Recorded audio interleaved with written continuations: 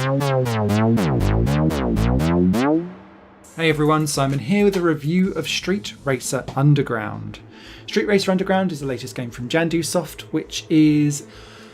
I'm going to read the PR description because I think it's very telling for where this review is going to go.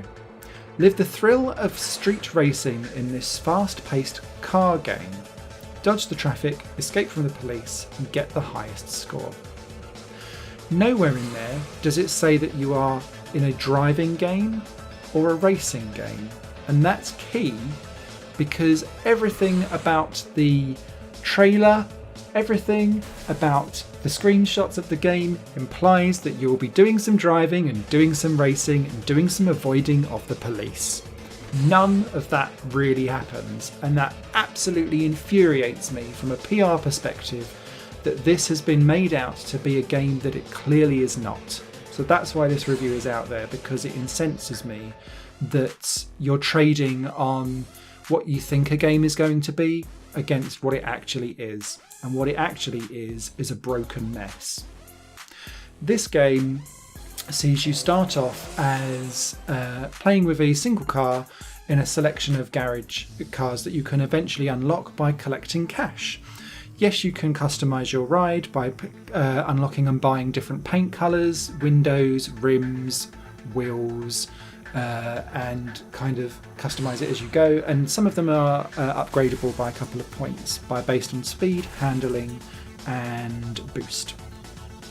The concept of this game harks me back to an old ZX Spectrum game that I love and adore called Enduro, which was an endurance race, very similar to Outrun, but you just had to kind of dodge the traffic and kind of get the boost and kind of get to the end of the race. Street Racer Underground is exactly that. You go down an endless straight road and you'll have traffic that you need to kind of duck behind and then pull out from at the very last moment. Pulling out at the very last moment gives you boost. Boost then has like a chain meter that goes along, so you'll need to chain these moves together without crashing into the traffic. And when you do that, your boost meter will be full, and then you can use your boost and go exceptionally fast for a little while. You can keep that boost going by refilling it, by doing even more chains as you go through. And you'll be going through two different modes to kind of collect cash so that you can continue to upgrade your cars and make things better.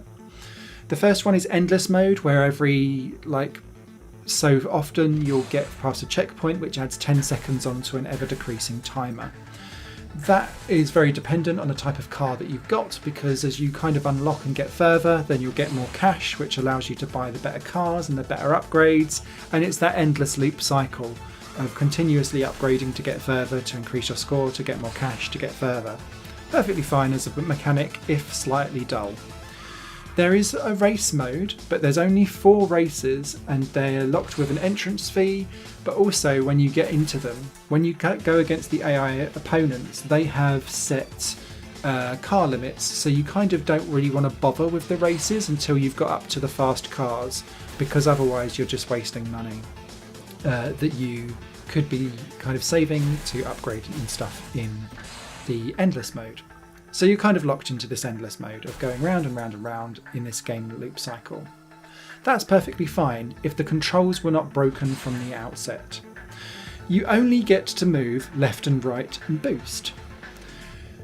The problem with this is that the actual movement of the control to go left and right has lag in 2 different ways. The first lag is the actual what you press versus what happens on screen is delayed.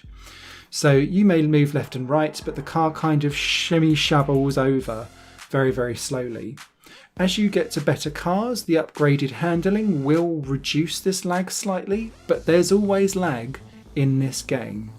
And the other problem with that is that because you're trying to compensate from that lag, because you're waiting for the car to actually move, quite often at least initially for me, I was pressing and holding the button waiting for the car to move, but that registers it as you moving 2 or 3 times, and so you'll just fly vicariously around the game from lane to lane.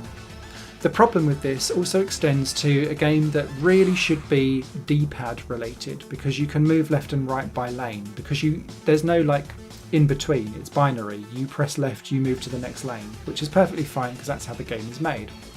However, when you use the D-pad, it can't register it as just one. It moves you 2 lanes regardless of whether you press it just tap tap or just like press and hold. Absolutely infuriating. So you're then stuck with analog stick movement, which you have to do and then hope that the game registers that you've done it. Broken as hell. The next reason why it's broken is that it doesn't even have its own rules around what boosts and what doesn't boost to work properly. And this is made really, really badly when you're boosting, because when you boost, sometimes you can be right up behind someone and you'll boost, and that's kind of not counted. Whereas sometimes you can boost from a way back and move well out of the way because you're like, this game is broken, I don't want to chance it, and it will give you the boost anyway. The boost also works when you smash into the back of a car. Now, admittedly, that then slows you down to a crawl, but then you just kind of wiggle in and out to get the boost whilst you're getting back up to speed again, and you're kind of negating half of the issue that you've done because it's still like, oh, you're behind the car, I'll give you boost. Terrible game design, not proper rules.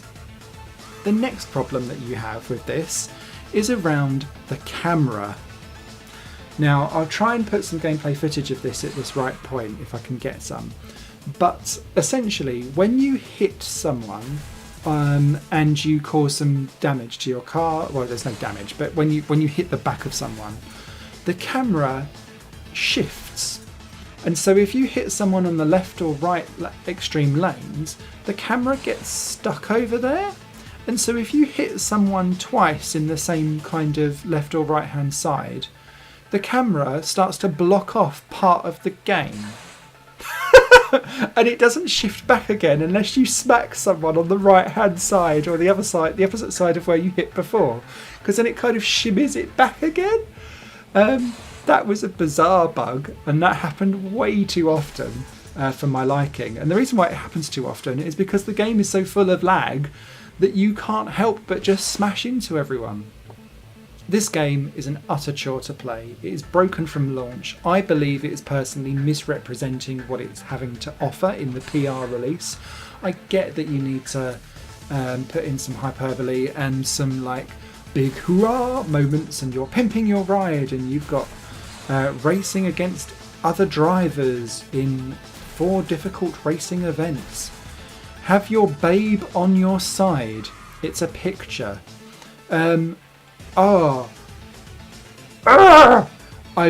It's so rare that a game infuriates me so much, but this is absolute damnation of a game. And I have the game Enduro from like 1984, 1985 that does this experience 10 times better, 10 times more responsive, and led with far less jank and bugs than what Street Racer Underground does.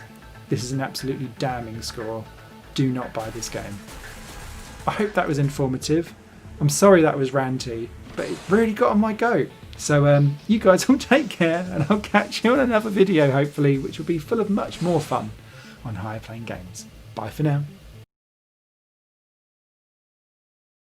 Higher Plane Games is part of the Higher Plane Network, a collection of media projects ran by me.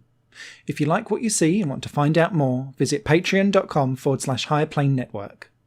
Your support can make so much more possible, be that a like, a comment, a share, or a pledge. Thanks for watching.